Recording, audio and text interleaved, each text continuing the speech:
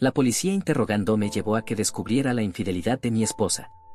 Después de una larga batalla legal, descubrí una verdad perturbadora sobre mi esposa. La policía me dijo que fuera a su comisaría y tan pronto como llegué, me interrogaron sin motivo durante horas sobre uno de los compañeros de trabajo de mi esposa. No lo conocía, sin embargo, y finalmente convencí a los oficiales de esto.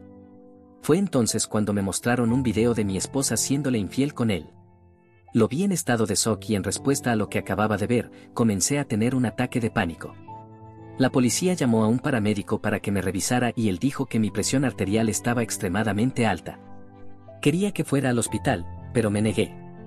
Dije que necesitaba encontrar a mi esposa y a mi hijo. Después de calmarme, exigí una explicación de los oficiales sobre por qué estaba allí y por qué ellos eran los que me informaban de la infidelidad de mi esposa. Los oficiales explicaron que el hombre en el video había estado teniendo una aventura con mi esposa y aparentemente con varias otras mujeres al mismo tiempo. Bueno, había sido encontrado esa mañana en su entrada, gravemente golpeado y atado por alguien. Estaba vivo pero en estado crítico y no sabían si sobreviviría. Su esposa había dado permiso a los oficiales para revisar su teléfono y computadora, y fue ahí donde encontraron el video de mi esposa. Me preguntaron dónde estaba esa mañana y les dije que en el gimnasio, luego en el trabajo a unos 10 minutos de mi gimnasio. En ese momento dijeron que podía irme, pero que tal vez no quisiera quedarme en mi casa porque no sabían si la aventura con mi esposa podría ser la razón por la que él fue atacado. También dijeron que mi esposa no era la única persona con la que él estaba teniendo una aventura. En ese momento me apresuré a casa. Mi hijo estaba con nuestros vecinos, así que lo recogí y fuimos a casa. Empaqué algo de ropa y su computadora portátil para la escuela. Tomé mi arma y nos dirigimos a la casa de mis padres a 45 minutos de distancia. Llamé al oficial que me dio su tarjeta y me dijo que mi esposa estaba en el hospital con el hombre con el que me engañaba. Pasé el rato bebiendo mientras todos los demás dormían y sollozando en silencio. Mi esposa era la mujer a la que le había dado todo. La amaba tanto que no puedo describirlo con palabras. Ella era la mejor mujer que podría haber pedido y hice todo lo posible para ser su pareja perfecta. A la mañana siguiente, sin haber dormido, hice algunas investigaciones por mi cuenta y descubrí que el oficial con el que hablé sobre la ubicación de mi esposa me estaba mintiendo. Resulta que mi esposa no estaba en el hospital con su amante. Descubrí esto cuando contacté a nuestro detective familiar. Resulta que había sido ingresada en el hospital psiquiátrico mucho antes en el día, mientras él todavía estaba en cirugía. No sé por qué mentirían sobre eso, pero lo hicieron. Innecesario decir que esta situación me ha hecho muy sospechoso de la policía. Después de despertar esa tarde, contacté al socio de mi tío, quien es abogado y amigo de la familia. De hecho, vino a la casa de mis padres y se sentó conmigo para repasar mis opciones. Todo su bufete de abogados ahora me representa tanto en el divorcio como en la defensa penal. Ese día, él consiguió una orden de custodia de emergencia y una orden de protección contra mi esposa para mí, mi hijo y mis padres.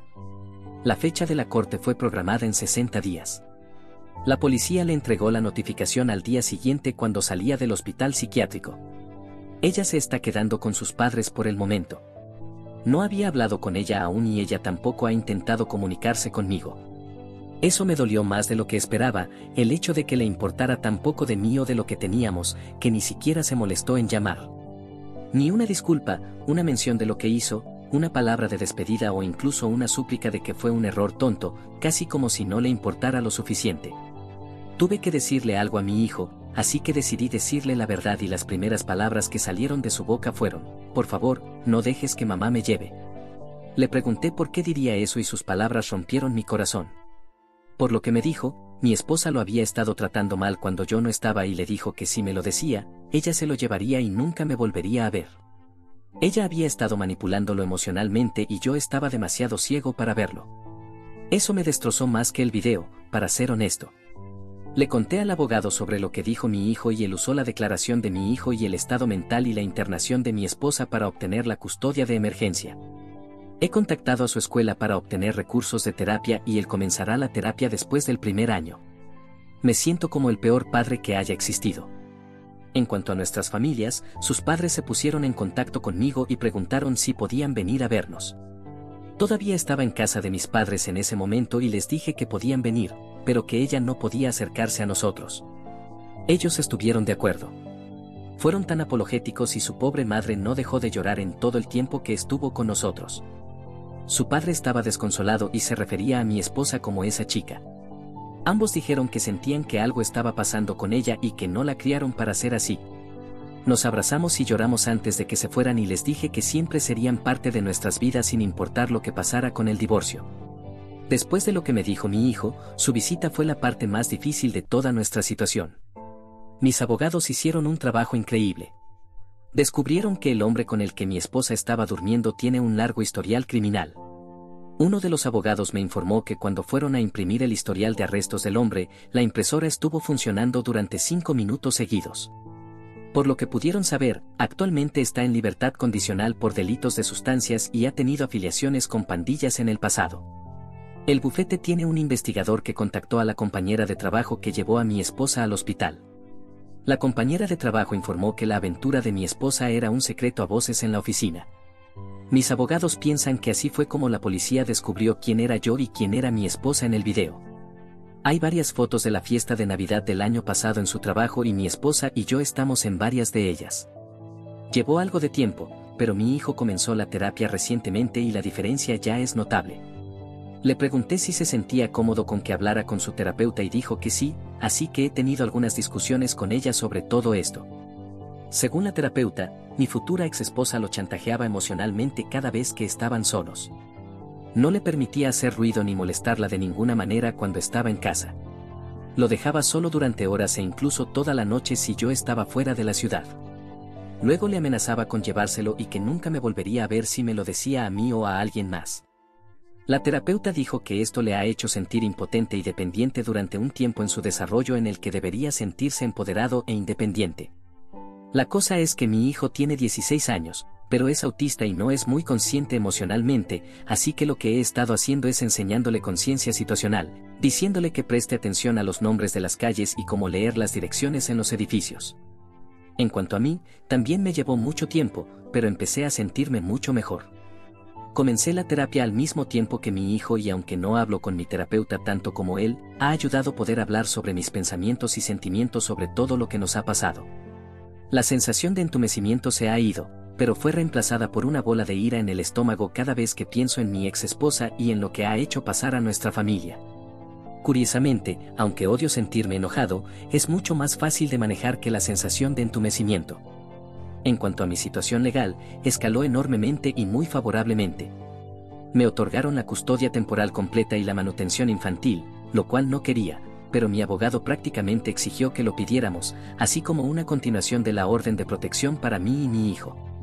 En la audiencia de solicitud de orden, ni mi esposa ni su abogado se presentaron. El juez preguntó si permitiríamos visitas supervisadas, pero mi hijo se negó rotundamente, por lo cual mi abogado me dijo que lo llevara. El juez le pidió a mi hijo si hablaría con él solo y él aceptó. El juez, el taquígrafo y un oficial de bienestar infantil entraron a su despacho con mi hijo y se reunieron durante unos 10 minutos. Después de su reunión, el juez otorgó las órdenes temporales y ordenó terapia y evaluación psicológica para mi hijo.